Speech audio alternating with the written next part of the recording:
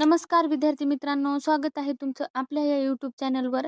आपण जर महाराष्ट्र टी-ईटीच्या प्रिव्हियस इयरच्या क्वेश्चन पेपरचं ॲनालिसिस केलं, तर आपल्या असं लक्षात येते, की महाराष्ट्र स्टेट बोर्डच्या most of the question Maharashtra state बोर्डच्या बुक्समधून आलेले दिसतात. त्याच्यामुळे आपण या व्हिडिओ सीरीजच्या माध्यमातून महाराष्ट्र स्टेट बोर्डचे चॅप्टर वाईज पी-वाय-क्यू किंवा मोस्ट इम्पॉर्टंट क्वेश्चन्सचा सराव करत आहोत, ते पण एकदम विश्लेषणासहित. पहिला प्रश्न आहे, खालीलपैकी कीटकभक्षी वनस्पती कोणती आहे? पहिलं ऑप्शन आहे गुलाब, नेक्स्ट ऑप्शन घटपर्णी ड्रोसेरा, नेक्स्ट ऑप्शन बाबूळ, त्याच्यानंतरचं ऑप्शन आहे अमरवेल. तर कीटकभक्षी वनस्पती विचारलेला आहे, तर याचा आन्सर आहे घटकपर्णी. हे जे ड्रोसेरा इथं जे चित्र दिसत आहे ते ड्रोसेराचं आहे आणि हे ड्रोसेरा जे आहे ते कीटकभक्षी वनस्पती आहे. त्याच्यानंतर याचं जे विश्लेषण आहे बुक्समधलं ते आपण पाहूया. वनस्पती सूर्यप्रकाशात स्वतःचे अन्न स्वतः तयार करतात, त्यांना स्वयंपोषी म्हणतात. उदाहरणार्थ जास्वंद, डाळिंब, सदाफुली इत्यादी. तर काही वनस्पती जसे बुरशी, बांडगुळ, अमरवेल हे आहेत ते स्वतःचं अन्न स्वतः तयार करत नाहीत, त्यांना परपोषी म्हणतात. आणि घटपर्णीसारखी वनस्पती तर कीटकभक्षी आहे. इथे 2 पॉइंट लक्षात घ्या. जे स्वतःचे अन्न स्वतः तयार करतात ते स्वयंपोषी. उदाहरण दिलेले आहेत जास्वंद, डाळिंब, सदाफुली.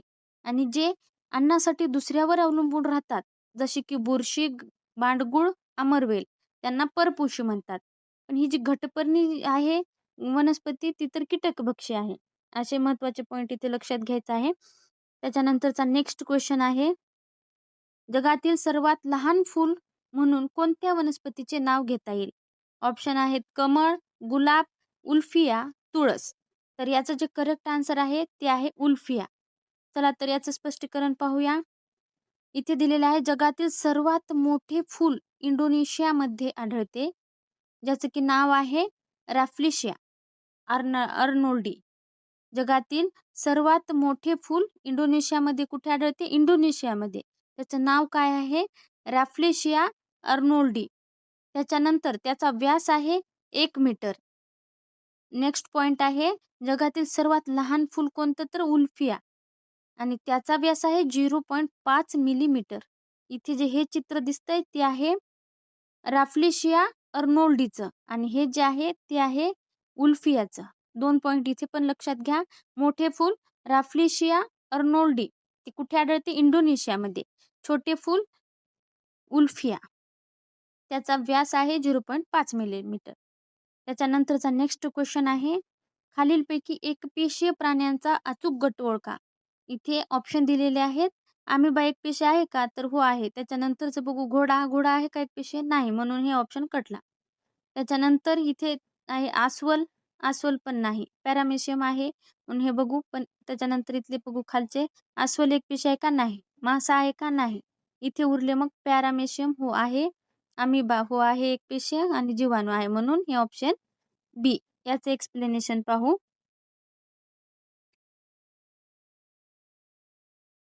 पाण्याच्या डबक्यातील पाण्याचा थेंब जर आपण मायक्रोस्कोप खाली पाहिला तर तिथे हालचाल करणारे आपल्याला काही सूक्ष्म जीव दिसतात आणि ते सतत हालचाल करतात, त्यांना म्हणतात अमिबा.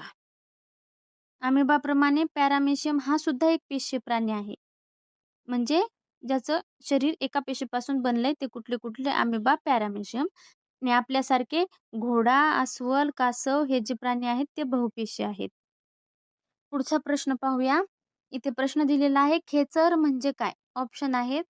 ऑप्शन अ आहे, जे प्राणी फक्त जंगलात राहतात त्यांना खेचर म्हणतात का? नाही, त्यांना जंगली म्हणतात. ऑप्शनचा ब नंबरचा जो आहे, जे प्राणी जमिनीवर वेगाने धावतात त्यांना खेचर म्हणतात का? नाही. ऑप्शन नंबर क आहे, जे प्राणी विविध ठिकाणी राहत असले तरी हवेत संचार करतात, म्हणजे जसं की फुलपाखरू वगैरे.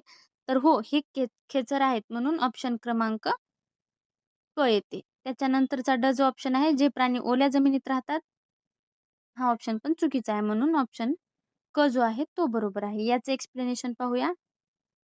इथे प्राण्यांचे वर्गीकरण वेगवेगळ्या क्रायटेरियानुसार प्राण्यांचे वर्गीकरण केलेले आहे, ते पाहायचं आहे. पहिला क्रायटेरिया आहे पाठीचा कणा असलेले व नसलेले, त्यांना काय? तर पृष्ठवंशीय व अपृष्ठवंशीय. पाठीचा कणा ज्याला आहे त्याला म्हणतात पृष्ठवंशीय आणि ज्याला पाठीचा कणा नाही त्याला म्हणतात अपृष्ठवंशीय. म्हणजे जसं की गोगलगाय वगैरे आहे, त्याला पाठीचा कणा नसतो. झुरळ, गांडूळ, गोगलगाय यांना पाठीचा कणा नसतो म्हणून ते अपृष्ठवंशीय. तर साप, मानव, पक्षी, मासा, कांगारू हे जे आहेत, हे सगळे जे आहेत ते पृष्ठवंशी आहेत. आपल्याला कधी-कधी वाटते साप अपृष्ठवंशी आहे, पण साप पण पृष्ठवंशी आहे. त्याच्यानंतर अंडी घालणारे व बाळाला जन्म देणारे ह्या क्रायटेरियानुसार त्याचं जे आहे ते सजीवाचं वर्गीकरण केलेलं आहे प्राण्यांचं. अंडी घालणाऱ्याला काय म्हणतात? अंडज. आणि जे अंडी घालत नाहीत, बाळाला जन्म देतात त्याला काय म्हणतात? जरायूज. अंडजमध्ये काय येते? कोंबडी येते, पक्षी येतात, चिमणी येते. जरायूजमध्ये काय येते? गाय येते, मानव येते, म्हशी येतात. हे जरायूचे उदाहरण आहेत. त्याच्यानंतरचा जो क्रायटेरिया आहे तो आहे जमिनीवर राहणारे प्राणी आणि पाण्यात राहणारे प्राणी. तर जे प्राणी जमिनीवर राहतात त्यांना म्हणतात भूचर. जे प्राणी पाण्यात राहतात त्यांना म्हणतात जलचर. म्हणजेच जमिनीवर आपण राहतो म्हणून आपण झालो भूचर. मासा पाण्यात राहतो म्हणून तो झाला जलचर. पण कासव आहे तो पाण्यातही राहतो, जमिनीवरही राहतो म्हणून त्याला म्हणतात उभयचर. असे जे उदाहरण आहेत ते पण लक्षात ठेवायचे. त्याच्यानंतर दुसरा एक त्याचा प्रकार आहे. तो आहे घार, गरुड, कावळा, फुलपाखरू, मधमाशी हे विविध ठिकाणी राहतात. झाडावर इकडे-तिकडे राहतात. पण ते हवेमध्ये संचार करतात. ते ते काय हवेत राहतात का? नाही. ते विविध ठिकाणी झाडावर वगैरे राहतात. पण ते संचार कुठे करतात? हवेत. म्हणून त्यांना काय म्हणतात? खेचर. आपण मगाशी प्रश्न पाहिला की खेचर म्हणजे काय? नेक्स्ट क्वेश्चन पाहूया. खालीलपैकी खेचर प्राण्यांना योग्य गट कोणता? प्राण्यांचा. खेचर प्राणी आत्ताच आपण बघितलं. मासा खेचर प्राण्यामध्ये येतो का? नाही. मासा जलचर येतो. म्हणून हा ऑप्शन कट झाला. त्याच्यानंतर घार येते का? हो. कावळा येते का? हो.